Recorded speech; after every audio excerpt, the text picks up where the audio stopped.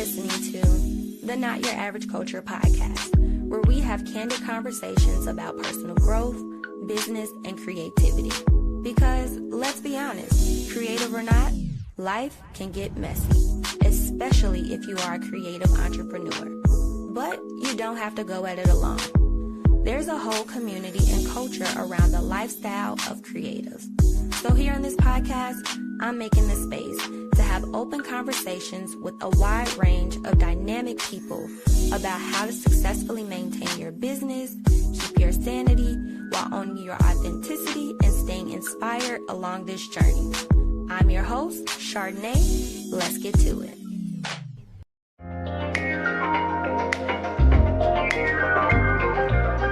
Well, we are going to jump right into things. I kind of just wanted to give you both a backstory about my podcast and why I decided to do this. This was something that I started many, many years ago, way before like podcasting was a thing. And when I initially started it, I had this confidence that I can do this on a weekly basis. And then I realized like juggling this podcast in conjunction with my full-time job that I had at the time, I was like, this is a whole nother job that I've created for myself.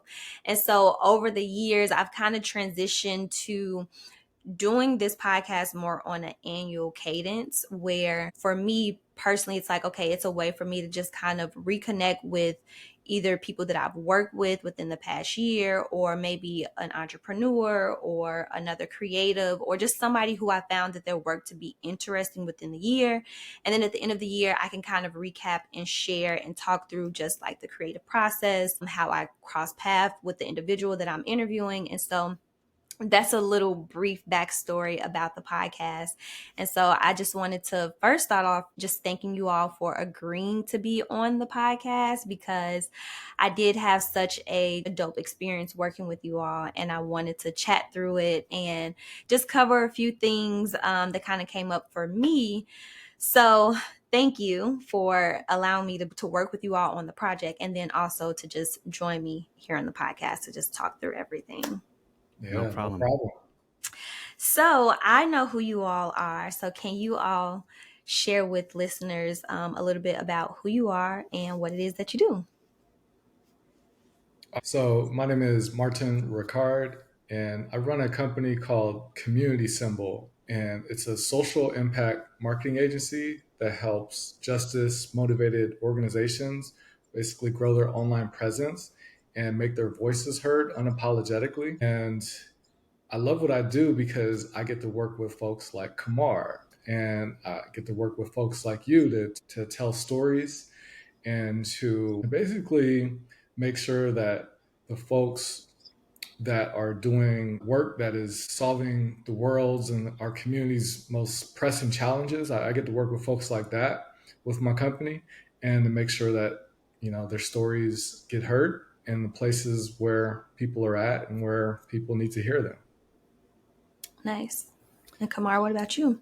My name's Kamar Gwynn. I have the distinct pleasure and honor to be the servant of what's known as the African American Success Project for Berkeley Unified School District. So my 9 to 5 is I have permission to show up every day and work diligently on behalf of Black students and their families to ensure that unjust racial equity outcomes in school districts, particularly mine, are eradicated. And so I get to do what a lot of Black folks wishes they could do at work. I get paid to do it. And so that's my 9 to 5. And then my 5 to 9, my work after that is I am really interested in the space now of producing and protecting Black culture. I think that Black culture is probably the greatest asset that has ever been invented on the planet. And I think that Black folks should be heavily involved in both the curation and the profiteering from that culture. And so the podcast itself in the name is definitely timely. You couldn't have put those two together.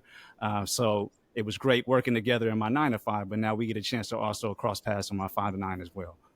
That's what's up. And what's interesting and just kind of like both hearing about how you both are in separate fields, and then just kind of you just talking about how your 9 to 5 and your 5 to 9, how they kind of cross paths, and even just us coming into connection with each other. I want to ask you both, like, how do you two know each other? Go ahead, Martin. Okay, so we also have the distinct pleasure of being fraternity brothers. So we're both proud members of Phi Beta Sigma Fraternity Incorporated, which is one of the nine historically Black Greek letter organizations in this country. And we're also part of the same graduate chapter in Oakland, which basically means that, I think most people think of Greek letter organizations as just something that you do in college and then you go on with your life. But with us, this isn't really known as much even in the Black community. But for our organizations, we're members for life. So yes, some of us, or a lot of us, do join in college, but then others join afterwards, and then for a lot of us, we stay active basically for the rest of our lives. So me and Kamar, we're brothers for life. But also, I just want to say, I don't want to steal his thunder, but I've had pleasure of working with Kamar in the community, which is what we do as fraternity brothers. Like, we don't just like go out and party and Mm-hmm. peak and all that stuff. Like, we actually put in a lot of work, and this brother is dedicated to the community. We've mentored young people together, and so we've supported Black businesses. I mean, I can go on and on. So this is how we know each other, and we get to work with each other in the community, and we just get the fellowship as fraternity brothers as well. So I don't want to steal your thunder, Kamar, but that's kind of how much respect I have for you. Yeah, touche. And, standing on the principles of brotherhood, scholarship, and service, that last piece of service is that, we don't take that lightly, is that we had to contribute to the community. But I will say that I don't know if Martin remembers this. I think Martin's a couple years older than I am. He participated in the summer program at Cal Berkeley while he was in high school. And it was I a summer did. bridge program. He Whoa. actually ended up going there. I didn't get in. That's a long story, a story for another day. However, recently I was going through some spring cleaning at home, and I was going through the yearbook, and lo and behold, Martin's face is there as one of the student speakers. And so he's a bit older, so we didn't share classes at that particular point in time. But we were back in the day in high school on scholarship before we knew we were going to be on scholarship. So Wow, we have connections that date back to high school. that's dope. Nice. Yeah. So, something both of you kind of brought up and mentioned is community. And so, I think in a lot of times, like as a creative, we forget how important community is. And something that I didn't share with you, Kamar, or Martin, just and how we forget to utilize our offline community. I think in this day and age, so many of us, we just think of reaching out and connecting online and through social media. And so, hindsight, I was thinking back to how I even crossed paths with Martin. We were at a local roundtable for entrepreneurs, and that's how we crossed paths. And it was almost like a year later, I was wrapping up another videography project with a different client, and I just reached out through email because that's my way of just marketing or connecting or just staying in touch with people, is to just say, hey, I have this project going on. It's a showing locally. Come out and check it out. And I had no intention on this turning into us working together on this project, but it just sparked an idea for something I wanted to share with other creatives that are out there, to just remember to touch base with your community. And it doesn't always have to be like, oh, this is a Facebook post, this is a Twitter post, and sharing outwardly. It's also just like finding other ways to have that touch point, because you never know how it can turn into something else. And remember to maintain those genuine connections. So I really like that you all are involved in the community, and then that way you maintain those relationships. So I'm wondering, for you all, with you all being in different industries, how did you maintain your connection and staying in touch with each other? Well, I mean, I think it's partly what you're saying in terms of just, if you know somebody and if you have respect for them, or, if you're just thinking about what they do, or, if something reminds you of who they are, I think it's important just to keep in touch with them, like you're saying. And so for us, we're in the same graduate chapter for our fraternity. We do a lot of programs together in general, right? We're not always talking about business, like this, the project that we all worked on was something kind of totally separate. But I think that would not have happened if we weren't, number one, if we weren't active in our fraternity, and then if we just didn't keep in touch with each other, because even in our fraternity, it's like there's so many members. It would be hard to know everybody, even though everybody's our brothers, right? It'd be hard to know everybody's personal business, right? And so I think with me and Kamar, we've always just kind of been around each other, doing things for a long time now. And so it just so happened that I think, Kamar, you could talk more about it, but I think it was just like perfect timing where my business, it was becoming more recognizable, in terms of what I was doing with my business. And then with Kamar, I think it was just like, yeah, he was already doing some really great stuff. And then, it was just like this timing where it was like, hey, I need your help. And then, from my standpoint, it was like, yeah, I need your help and I want to help. So I think it kind of happens like that, where the more that you're in community with people, just, I don't want to say randomly, but, everything doesn't have to be a business proposition. I feel like those are the best business deals when you're just like, yeah, I need your help and yeah, I'm available. Yeah, I think about it, in the word community, just bringing two words together is common unity, right? And so for me, it is, what do we have in common, and are we united in our shared values and goals? And so just based on Martin's organization, Chardeney, getting to know you as well, just in terms of what you stand for, even just going on your website, you can tell that, okay, she about something, right? And so for me, it makes it almost a safe bet to bring in good people who are doing good work, because I don't expose neither the students that I work with or the families that I serve to just anybody, right? I really take that serious, right? So all money ain't good money, and all relationships ain't good relationships. And so besides the common unity piece of having shared values and a shared mission in common, it then is the relationship. And as Martin said, it takes time to build those, right? And so you can have a huge network. You can have 500 plus and get a checkbox on your LinkedIn. Doesn't know that you know all those 500 people well. And my real litmus test in terms of being in relationship with people is whether or not I feel okay not knowing what you're doing when you're not around me, right? And so it is really easy for when we're together, everything's all good. But can I trust that when someone knows you and they don't know me, it won't come back to me that you did something that I wasn't with you at that particular important time that doesn't. And that comes back to shared values. And so for me, it's all about mission and values, and are we there? And then if we're aligned in that way, doing business together and bringing our individual skill sets to the table, that becomes the easy part. Nice. Now, something else you brought up earlier was protecting Black culture. Now, I know you both practice this because Martin, you do it in your marketing business, and then Kamar, the project that you all invited me in on to film, it's heavily ingrained into it. So can you talk a little bit more about why you think protecting Black culture is important in both of your respective industries?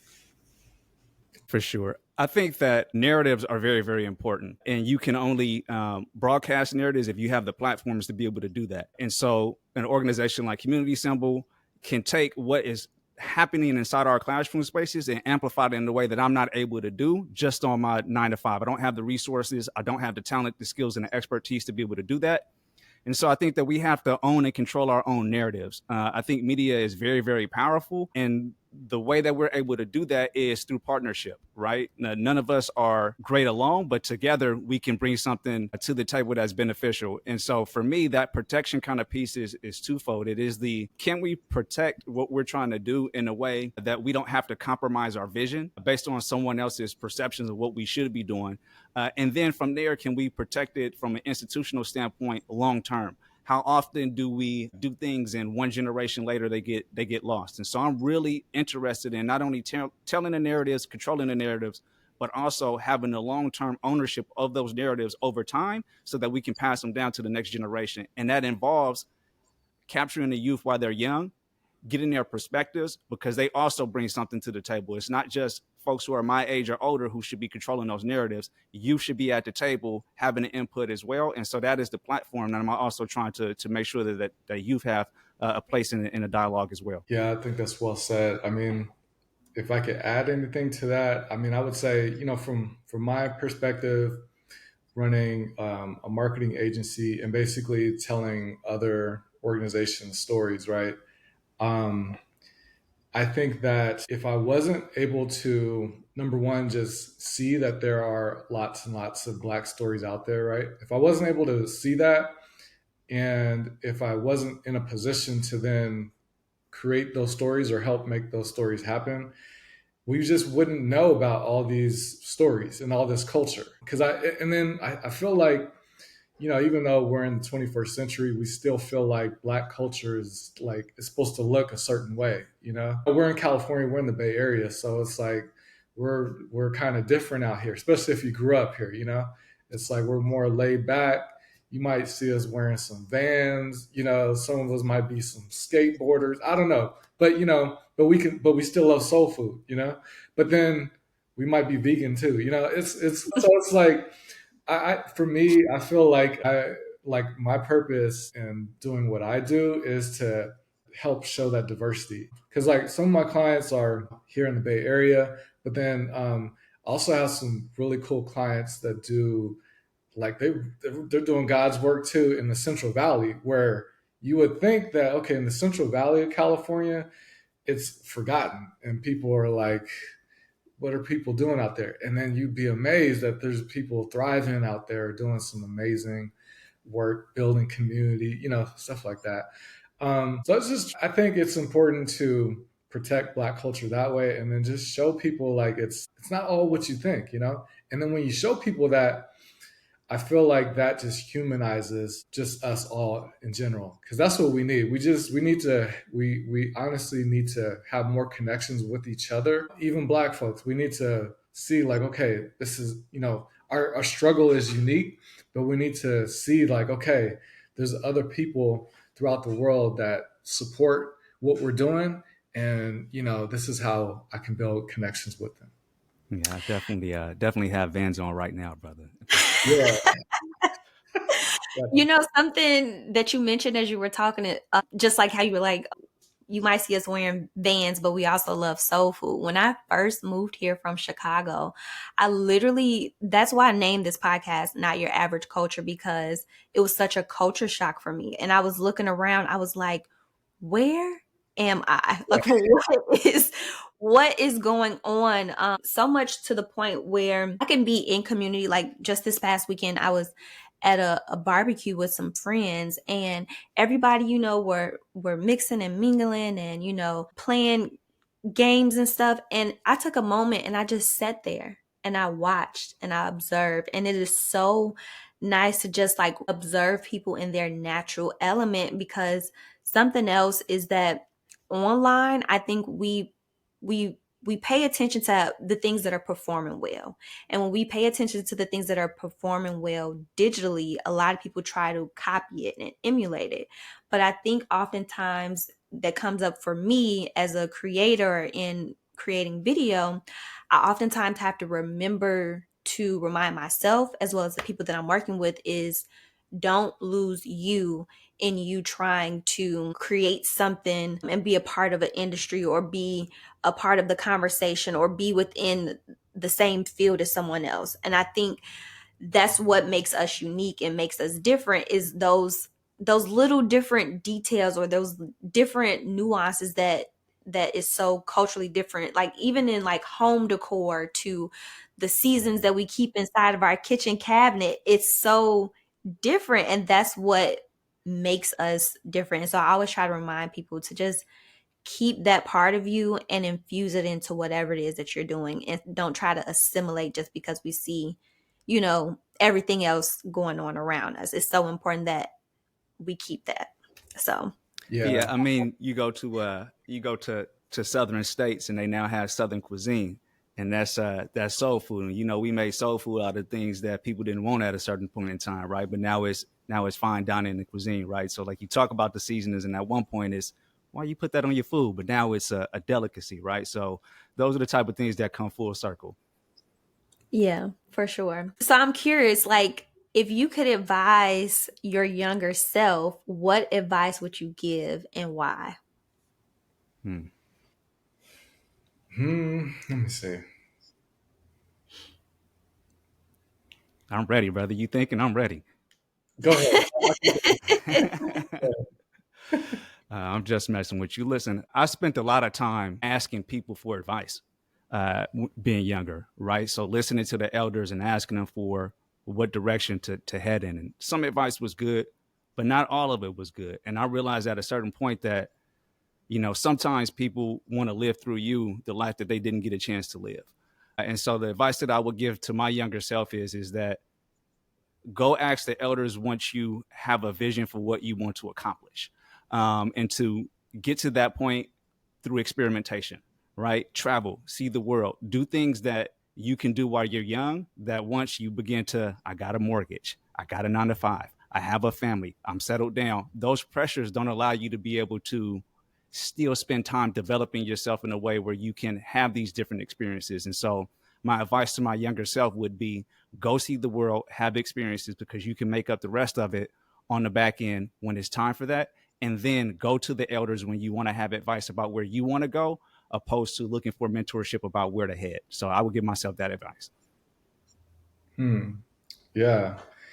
Again, I would say my thoughts are similar. I would also say, okay, so I'll say it like this. I mean, I feel like I've always been pretty confident in myself, but that doesn't mean that I was always like this. I feel like, so my name, I don't know if you can see it on my wall behind me, but I'm named after Dr. King. And I don't know that many people who are named after Dr. King, right? And then the other thing I'll say is, so my grandma on my mom's side, both my grandmas have amazing stories, but my grandma on my mom's side, she started this organization in Newark, California, not too far from Oakland, and it's basically to educate the community and also celebrate Black culture, right? And they've been doing that for like 50 years now, right? But when I was younger, she would kind of volunteer us to basically perform in her programs. So we would have to perform in her Dr. King programs, especially when we didn't want to, And so I was kind of forced to like give speeches and play my saxophone, even though I wasn't practicing. And I say all of this because I think I would tell my younger self to kind of just step into my greatness a lot sooner, and just be more comfortable with, again, who I was named after, the talents that I already had. Like Kamar, I appreciate you saying everything you did about, us being in the program before I went to Cal, but I didn't really have a plan, when I got to Cal. Like I was kind of wandering a little bit. But I feel like if I would have stepped into my greatness and just kind of really asked myself, like, what am I really good at? What am I really passionate about? You know, I probably would have been doing this a lot sooner. So that's all I would say. Because I feel like that kind of goes back to your last point about like we're all very different, especially Black folks. Like, and it shouldn't be so foreign that like some of us have different tastes than other folks. Because Black folks, we can kind of be critical of each other that way. But if we all were able to kind of really tap into our talents and really figure those out as soon as possible, I feel like we would just have an even better culture because we would just be able to understand where everybody's coming from. Yeah.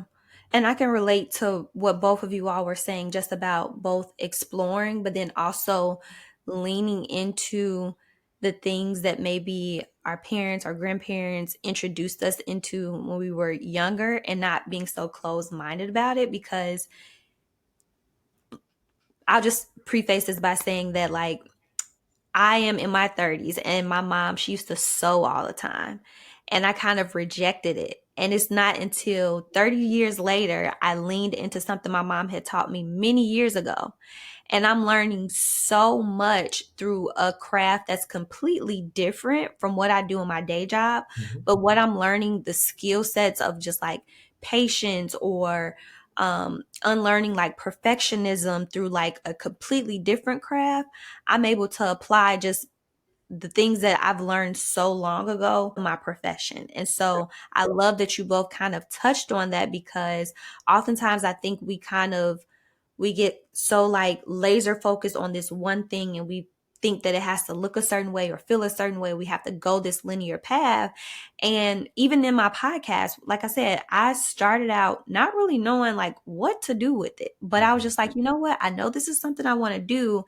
And I didn't really know how to connect all the dots. And it's not until like me just consistently doing it, reiterating it. And I'm like, okay, this is how I can connect this podcast and this thing to what I love or what I do as a profession. Like, how do I make the thing that I'm naturally doing anyways connect with my profession? So I think whether it's like through people, community, or our crafts or our interests, just figuring a way to kind of connect the dots and make it all kind of work together.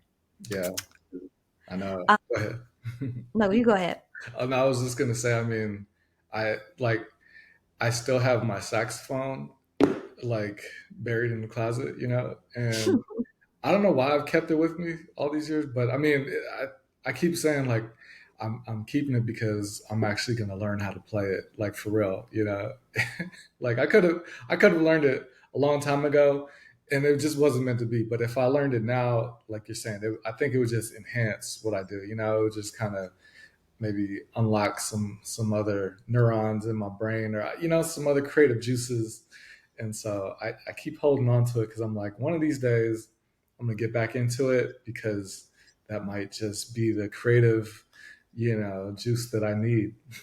Yeah, brother. I host this Kwanzaa event on an annual basis at work, and so you might be playing the Cupid Shuffle in the near future. So I'm gonna hold you to it. Okay. Or it could be a prop. I know you do a little bit of photography as well. It could be a prop in one of your upcoming shoots. So, hey, Yes, that's true. we can find some uses for the saxophone if you That's need us to find some use for it. yes. Um, so something else I wanted to kind of ask you guys is, how do you all balance? Like you mentioned, Kamar, like a lot of people wish they had kind of the role and the luxury of doing like what you do. And then also Martin, like marketing, it's like it's one thing to have that skill or the knowledge of how to do marketing, but then to actually have the other skill set that comes with it of letting people know why they need you and your service and why they need the programs and the things that you are implementing. Like, so I'm wondering for the both of you all, how do you all find the capacity to both be deeply into your craft and your profession, but then also kind of make space for learning other tools and things that you need in order to be successful and move forward? I think for me, I mean, I will preface like in the intro, it is a privilege, but also heavy is the crown, right? And so, just to be clear, I'm here and I'm a department of one, right? And so the sheer weight of having okay, you have a black guy in the office who's here to support black kids, then you become it's like it's soon to maybe be a new presidential candidate effect, but it's like the Obama effect, right? It's like, okay, you have a person that's sitting in that seat and we're expecting magic. And so heavy is the crown there. So one, just taking time to be really cognizant of what's your vision and purpose, and being okay with just carving out what is it that you think that you are going to accomplish, right? But also the gift of being a department of one is that I don't have nobody necessarily to turn to for, before it was a Martin, okay, I'm going to have to figure it out, right? And so sometimes the beauty of not having those resources is if you are really about bringing your mission to fruition and making it happen, Chardeney, you talked about, I don't know how to do a podcast, but guess what? There's a YouTube. Guess what? There's resources out there. Guess what? Maybe I could, as my first podcast, interview somebody who has done a podcast, right? So the old folks will say, if there's a will, there's a way, right? And so I think that it is the both and, being really clear and dead set on whatever your vision and mission and purpose is. And then just trusting that along the way, from this kind of confidence piece that, the old folks already put it in us, whether that was in your grandmother's, baby, come on up here and read this thing, or whether it was I'm not teaching you directly how to sew, but hold this button because I need a third hand and I don't have one, right? We're learning things along the way that when it's time to recall those things that have already been embedded in us. And so that is what I really hope that folks walk away with, is that part of our culture is we can do all things, right? But part of our culture is we pass things through each other in ways that we don't know that we have passed them on until we need them. And so I hold true to that, is that no matter what it is, whether it's my context here at work or outside of work, things have been instilled in me that will become on point when I need to draw from them, draw from the well. But at the same time, when I don't have those resources, I know that that notion of, and I would say this is town business, because in Oakland we're about this, right? You go get it. You have to go find it out there, and it'll be there when you need it. Oh man, I can't go after that. What else? But all right. Well, okay. I'll give a perspective from from a business owner, right? So I think for me, because this has changed over the years too. From years ago, I was just doing a side hustle and calling myself like a business owner. No, I would, and that was just how I was operating. I was just like, well, I have clients, so I'm a business owner. And but now that I've been doing this for a while, and I've actually kind of, I think, stepped up to the plate to do business owner things. I see things from a different perspective. So I would say like how I stay balanced, or how I try to find balance, is just being really clear. I've tried to get more clear about what I'm doing here. What am I doing with my business? I mean, yes, the purpose is to make money, is to have clients, is to influence, is for my business in particular, is to advance racial equity and social justice. Right? It's a big mission, but I'm also really clear that there's a certain amount of revenue I'm trying to get this year. There's a certain number of people I'm trying to impact. I'm trying to create more freedom for my family, things of that nature. And I think keeping those in perspective helps me to make certain decisions, to say like, okay, I'm going to learn this skill because it's going to help this out. Or I can say like, all right, you know what? I actually need to go outside and just take a walk and breathe some fresh air and get in nature, because that's going to help the creative juices flow, but it's also just going to make me feel better. And that's necessary, just as a business owner, but also just if you're doing anything creatively, you can't just be cooped up in the lab all day. I mean, I'm sure somebody could dispute me on that, but you gotta expose yourself to different things so your mind can still imagine. So I think for me, it's been like, okay, how can I get more clear? And because when I wasn't clear before, I was just kind of like moseying around, like, oh, I'm doing this. Maybe I'll get to that goal. Maybe I won't, or maybe I'll get this client. Maybe I won't. But now I'm like, okay, I'm getting real clear, and this is why I'm doing it.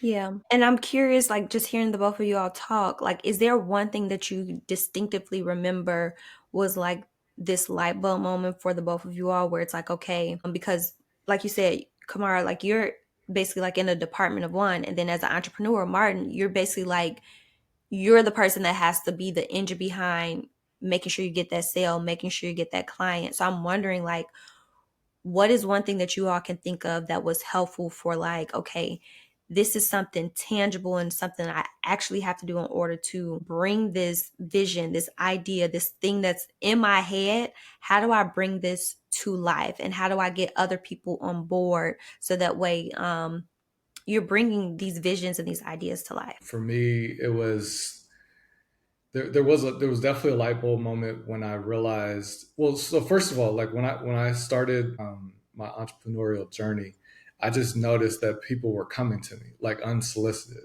And a lot of times they were coming to me because they were like, they knew I could build websites, right? And so they were like, Martin, can you build a website for this? And I was like, sure, I'll do it. And then another person was like, asking me that. And I was like, maybe we're on to something here. But I think the true light bulb moment went off when I realized like, okay, I had a handful of clients, and I was like, well, wait a minute. We like working together. So why don't we continue to work together, see what we can continue to create? And then I came up with an idea to make one of my services reoccurring. I don't know why that was so foreign to me, but I was like, that was the thing that kind of catapulted my business, from just doing like these one-off projects to saying like, hey, we could keep working together. And that allowed me to kind of build the business that I have now, where I'm able to work with a bunch of different clients, a lot of them on a month-to-month basis or over a long period of time. And then we're able to do something that's bigger than any of us could imagine. And I think that's just a matter of just observing some trends. But then again, it comes back to like just being in community with people. I try to work with a lot of folks who are in the social entrepreneurship, social impact space. So a lot of times we have this alignment of values. And I think that's why, besides the fact that me and Kamar are frat brothers, I think that's why we work well together, his organization being a client of my business. And I also think that's why you and I, or all three of us, work together, Chardeney, right? Because we're committed to this larger movement of like, serving people, serving communities that don't get represented. So I think just recognizing that and then seeing like, okay, we can actually build something, and we can all eat. It's kind of, I think that was kind of the moment for me.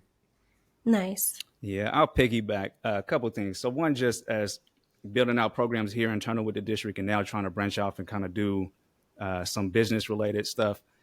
People will talk about these things, but you don't really know until you in it. So like systems, how do you process an invoice? It seems simple, but like if you don't have those systems in place, you can't get to the creative work without having an infrastructure behind you. And so oftentimes we're starting off and we don't have the revenue or the capital to have big teams. That just ain't gonna happen. It's gonna be you and that computer, right? And so if you're not able to put systems in place that allow you to use your best creative time in a creative space, then whatever you're doing is going to be draining. So systems comes up for one. The second thing is knowing what to measure. Martin said he has like internal goals for his business, how many people to impact this, but you have to know what to measure. If you're measuring the wrong things, you can't make progress. It takes you experimenting to understand what are the levers that I need to pull to get certain results. And so I'm learning that over time. And then lastly, this whole thing around branding. Martin says like he was branded as like the website guy, right? And Chardeney, I don't know what it was first for you, but it might have been X, right? So there's a thing that people are saying, well, I associate you with this thing and maybe I'm willing to pay you for it. That could be radically different than what you assume people are willing to pay you for, right? You might know a lot of things and have a lot of skills, but it is the things that other people brand you as, not necessarily what you brand yourself as. And I'll share this story is that, I came on a session today and we were talking about like, what's your title? And like my title in the district is manager of the African American Success Project. This is my 7th school year, and I'll tell people that they say, "What's that?" And I'm like, "Oh, okay, that is true," because most people know me in the district as the Moja Man, right? And so when I'm out in the community and you talk about having a post on your client or a post on what's happening, when my ear is to the streets, the kids know me as that's the Moja Man. They don't know me as that's the manager of the African American Success Project. That sounds too complicated. It doesn't reach me. It doesn't touch me. What I know is that I'm in this Emoja program, and that's the Emoja Man, right? So like I have to lean into that. Yeah, this is other work that I have to do administratively, but my brand is the Emoja Man, right? And so I got to make sure that Emoja piece is front and center in my business, in my profession, because if that's not satisfied, the rest of these things that I might want to do, it's just not going to happen, right? And so it's not only about how you brand yourself and what you think people will pay you for, it's actually what will they pay you for and what do they want to brand you as and whether or not you're okay with and comfortable with accepting that. That is so true. Something I equally had to learn because you listen, invoices, systems, structures. Hey, this could be a whole nother podcast if I started talking about that. So I hear the both of you. And I'm also just kind of conscious of time. So I'm going to conclude things up and wrap things up on a light, fun call to action and a little fun takeaway for listeners so that way I don't talk your ears off and ask you all a million questions today. So one of the questions that I have for you all is, what is one thing you have observed that has become a common trend amongst people that you would like to challenge people to do or think about differently for 1 week?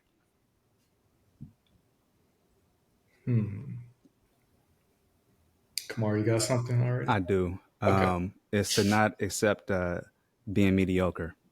And there is a different and we all have a different standard for what that looks like. But you know, you couldn't come in church a certain way when I was a kid, right? You couldn't come to the thing looking at, and I used to think that that was, oh, that's old school. Why they own me, right? But what they were trying to say is that there's a certain standard, right? My mom has this thing, and I violated it this morning. I do have on Vans, but I have wrinkled pants on.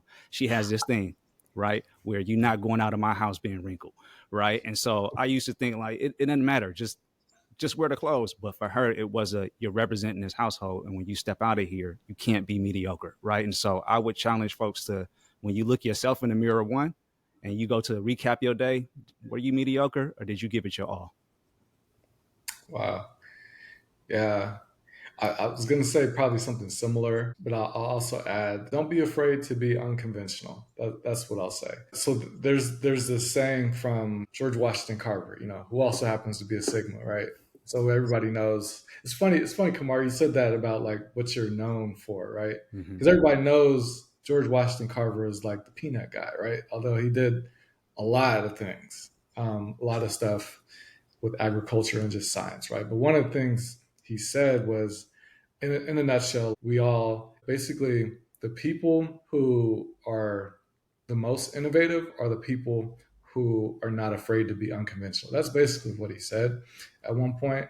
And I believe that, because I feel like it's funny, like even with social media too, right?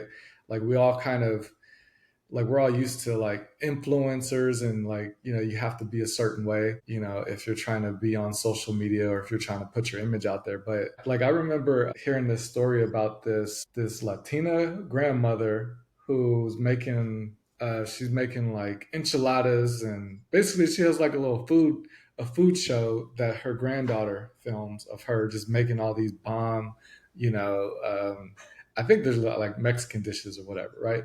And I don't think she speaks any English, but she has like one of the most popular YouTube pages. So it's like, I think that yeah, if we can just remember to go with what we're passionate about, or what you can talk a lot about, and that might be something that inspires somebody else to say like, oh, I didn't know you could do that. And I'll say this too, when I was younger, I think I felt like a lot of people got on my case, or they would tell me like, oh, you're Martin, you're smart, and I used to take that as like a diss, because I wanted to fit in. I wanted to fit in with the rest of the guys. I wanted to feel like, I'm one of everybody else, and I am, But I was into school and things like that, right? And got good grades. But I tried to suppress that, because I was like, I want to be looked at as cool. But the reality was I was always cool, and because I just did it in a different way, and I kind of took an unconventional path to being cool, and then when you look at it now, like, it's the tables have kind of turned. It's like it's kind of cool to be a square, or to be a nerd, or what, what I'm saying, stuff like that. And Yes. it's always been okay to be like that, And so I just wish more people, not only would just lean into that, but we're just told like, hey, it's okay for you to do something a little unconventional. Keep working at that, and then you might be onto something.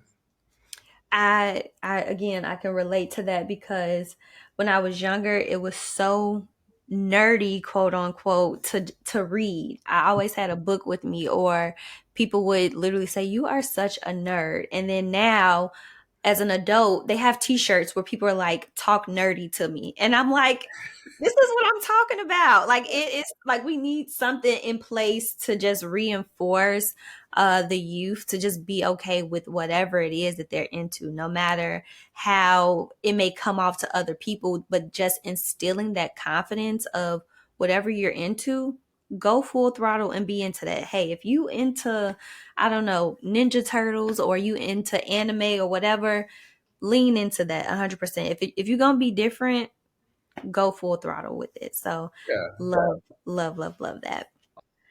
Last thing is resources. I just want to share resources for anybody, whether you're a creative, an educator, entrepreneur, book, a website, maybe a Zine, or anything that you want to share with people that you invite them to check out? Yeah, a couple of things. This is always difficult because it's like, man, I want this to myself, but I got to share this, right? So, there is a brother I'm deeply inspired by. His name is Dr. Greg Carr. He is Africana Studies in Howard University. I had the great privilege of meeting him last year at there's this Black Men Education convening that happens in Philadelphia every year. So I had a chance to meet him. But during the pandemic, him and Karen Hunter, who is a journalist, and she also is on Sirius XM. And this is like no promo for them because it's not a business, but they created this space called Nubia. And in that space, it is a small subscription, but it is really just based around Black advancement and culture. And so they started doing YouTube as a way for Black folks to connect during the pandemic. And out of that, they have this platform that it continues to do a lot of things. So there are he's a professor, of course, so he teaches doing there, and there's all these resources to Black history and culture that you can access. And then based on what your own personal interests are, they have vehicles for that as well. So if you're in the mental health space and the wellness space, there's people in there who do that, right? And so it is a way of us having a platform that's controlled by us. And so I would shout that out for one. And then two, I'm always looking to network. And so my first and last name.com, just reach out if you want any other advice in terms of, either something I've done here in the district that's worked well, or, just wanted to collaborate on other things. I'm open to that as well. Nice. Yeah, I think I could say a lot of things, but number one, I think what I would want to say is I want to see a lot more people of color who are on the front lines of this social entrepreneurship movement. I think we have this idea, or maybe it's just like it's been advertised this way. Like when you think of social entrepreneurship, you think of like Tom's Shoes, or sometimes you might even think of Ben and Jerry's, or maybe like Patagonia, right? These are like humongous brands that have stood the test of time, and they care about their communities and the planet and things of that nature. I think there's a huge opportunity for people of color to just be more involved in this space, and especially if you're starting a business, you just have a better story, and it would just be. I mean, nothing's going to be easy, but it would just be it'd be a way better sell if you align more with the planet, people, and solving problems that our world is facing. So I'm saying that because there's a wonderful business organization called Social Venture Network, or sometimes it's called Social Venture Circle. um, so my business is a part of that, and it's a great group of folks who are, they care about not only making money, but also just they care about community, and folks help each other out with figuring that out. And you have organizations like Ben and Jerry's, or like the Patagonias. They're part of this, but you also have a lot of other small businesses that many of us may not have heard of before.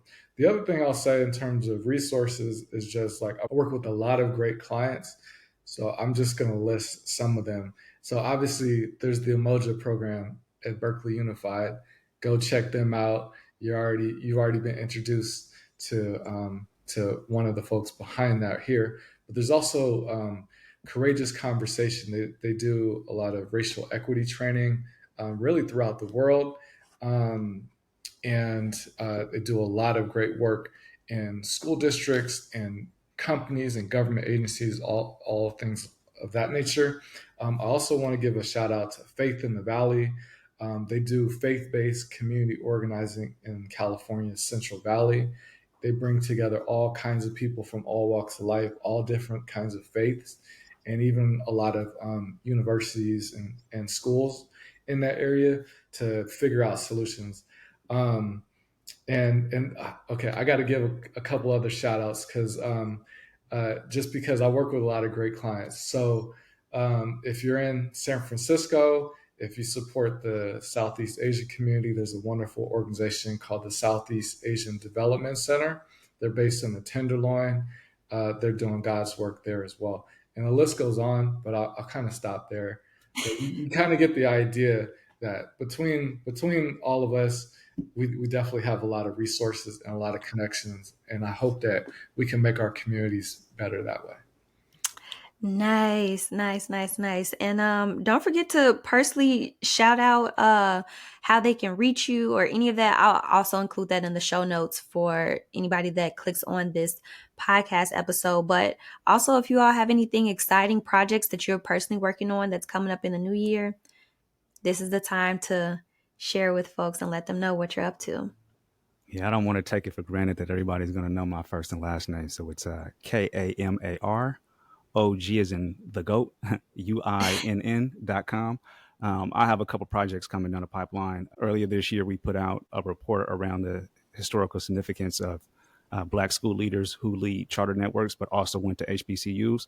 So folks can access that report who are in education, because I think there's a lot of interesting parallels between what you learn at a HBCU and how you carry those things with you as a school leader. And then kind of fresh in the hopper now, it's in the design stages.